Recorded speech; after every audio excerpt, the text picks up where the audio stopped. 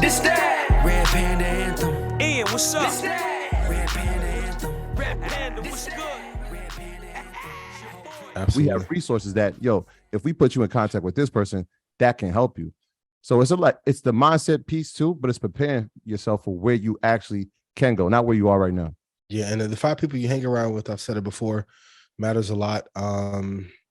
Even talking to Peter, talking to Trap, talking to you guys, like it's never been a day when I hit y'all up and like, what you doing? You like nothing. We had a conference in Shoddy on the day of bike. I'm like, training for a fight? What you doing? Troy told a story about how much weight he lost, and I was like, shit, that's a spot. Been in the gym every day since.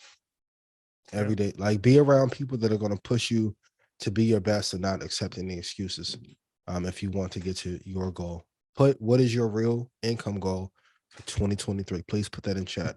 Yeah, and be super intentional too, right? If you have people around you who have resources, be super intentional, right? Like, don't waste time. Like I said, like I value our conversations because it's never about money. It's always about life. But life revolves around business. Like, we have a business that we run. He has a business that he runs. Yep. He takes things from the conversation. We take things from the conversation. All right, we need to implement that. I didn't even think of that. You know what I mean?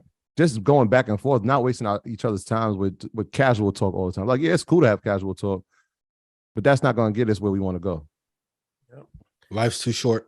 Yeah. Right. Well, that was the halftime break. Hey, back to our regularly scheduled programming. You guys are elitists. New segment. You always say it because you have it. Halftime break. So let's talk about Disney. One thing I will say before talking about the Disney, is the last thing I'm going to add to this, is you said something. You said there's never a time when we call you and we don't know what to do. I learned that early on too. You should never, people wake up and like, what you doing? Like, I don't know, figuring it out. I don't know, chilling. Like, you should have knew what you're doing today, yesterday. Last week. Minimum. Last week. Yeah, for real. Last week. Yeah. So it's like, there should never be a time when you're figuring out your day, when you wake up. That day. Your day should have already been figured out prior to the day. Months ago. I'm going to be real. If you're not 2 years ahead of time, you're way behind. You're way behind. Like, I'm just being honest in the conversation that I'm having. Like, when I'm preparing to do my next method, like, they're already planning for when. Mm-hmm. I don't know if I can say this. I can't say that. But if there's a shift in management, don't be surprised. Don't be surprised. You have to be prepared 2 years in advance. At least. Minimum. At least 24. At least 24 hours in advance. 24 is that's Bob Iger crunch time. Disney tells employees that they must work in the office 4 days a week beginning in March. What do you think of it? And do we think the rest of America will follow suit? 4 days a week in the office. And Bob Iger, put it in context, Bob Iger, one of the greatest, he's known as one of the greatest CEOs of all time. He led Disney during its glory days, and then he retired. And then another Bob took his spot, and short-lived. And it was hard times for Disney. The stock spiraled down, and they had a lot of bad things that happened under that situation. So then Bob Iger came back out of retirement, similar to Michael Jordan, came back out of retirement, and now he's trying to change the work culture. So he's implementing the 4-day mandatory in-office work schedule. And the reason why that's important is because obviously during COVID, a lot of people were working remote, and a lot of people said that, the days of office is over. He's old school. He believes in, being in a physical location. Mm-hmm. So how do we feel about this? I think you just nailed, like what you just said. He's older is the key to this. I think it's a generational thing. And so the people who make those decisions are not of a certain age group. And so they're used to coming in 5 days a week. If you look at most of the people who are looking for jobs, 95%, this is like, I'm not making this up, like Career Karma and all these, you can look at the statistics. 95% of people who are looking for jobs want to have a modified schedule where they don't have to go into work 5 days a week. Another statistic is that people are 95% more productive when they do remote work. Now, absolutely. Right? So is it a work issue or is it a company issue, right? Because if they're being productive at home, why wouldn't you have people being remote, right? You would have more productivity for your company. Mhm. I think the generational piece is what plays into it, right? We come from a space where we're familiar with technology. It's nothing for us to get on a Zoom call or some of these other companies. We're pretty familiar with that. You put that into somebody who's been in a space for 25 to 30 years, it might not be as commonplace.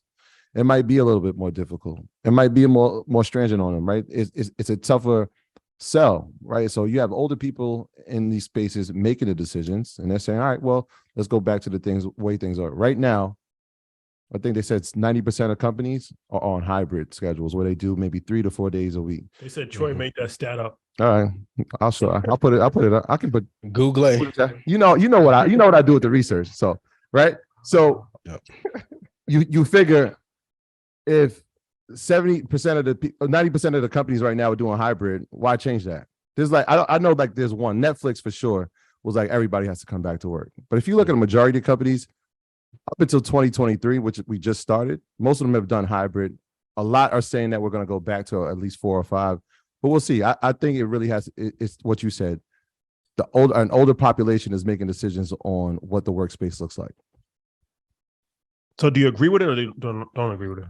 I agree in the sense, well, the first part was, what do I think of it? And then what do we think? What is it going to be? America going to follow suit? I think they'll follow suit in the sense of hybrid, where it's 3 to 4 days. Because he didn't say every day, right? He's still saying 4 days a week. I mean, 4 days. You damn near 4 days is a At the- Friday, casual Friday. Just but chill, people, well, Friday you don't have to come in.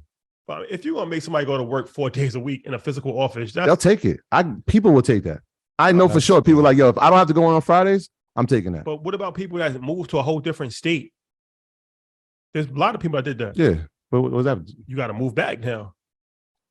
Oh, you saying they moved and they stay with the company? Yeah, like if you're working remote, you might, Well, you might live in Miami and your job is in Connecticut, but you're working remote. So But it you're don't gonna have to matter. find a job.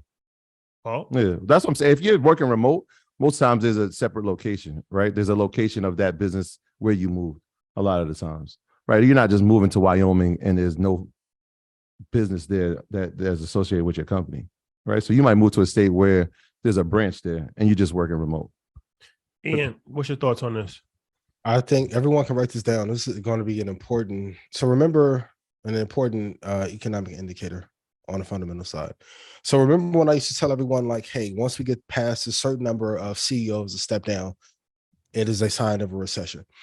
Companies that force 3 to 4 day mandates amongst their employee base is usually a sign of a non-exceptional company. So if we look at their employee base of Disney, they have 220,000 employees, 793,000 shareholders.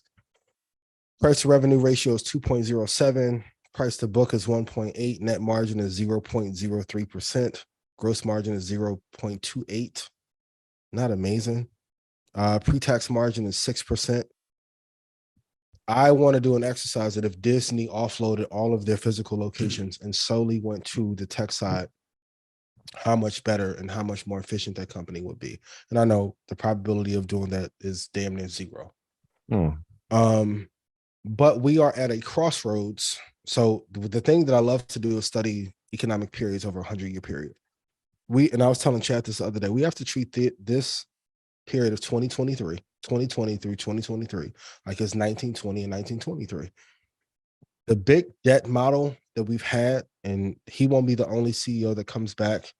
I'm hearing some rumblings that Bezos may have to come back to Amazon and right that ship for a little bit. But what is the innovative model that they have that will sustain them for the next 10 or 15 years? Because the amazing assets that they have are being drugged down by the commercial properties and slower sales cycle there. And when the world shifts like how we did during COVID, and if you look at it, technically, if we don't recover to next year, we've really been in an economic decline since 2019 through 2024. Half a decade. Can Disney continue to have all these locations globally and be a preeminent leader in their space? I would argue they're not now. Right CEO. And I think it's the right move to make if you have older leadership and it's a company with no true advantage. I would argue right now, Disney has no advantage over. In what space? In what space, whatever space you want, whether it's tech, Apple's better, or if you want to say real estate, McDonald's will fucking wash them any day of the week. And don't let streaming. Chick-fil-A go public. Streaming. And yes, streaming. Are they the number one streaming? They're the biggest streaming. Well, they have the most subscribers. They have the most And subscribers. if you look at their new commercial, which is interesting, I don't know if people even watch it. They're trying to figure out how to get rid of ESPN because it has been a debt hole for them. that's a dumpster fire. But the new the new ads, and you would think like they have live sports. The new It may be good when Skip go back over there with Stephen A. Nah. Piss Shannon off one more time. We're gonna deal with Skip on another time. If you look at the new ads, the bundle is now Disney Plus and Hulu. They took the ESPN part out of it for like $9.99. This that. Red Panda Anthem. Ian, what's up? This that. Red Panda Anthem. Red Panda, what's This good? that. Red Panda Anthem. Your Whole boy. clique going up. I know they can't stand it.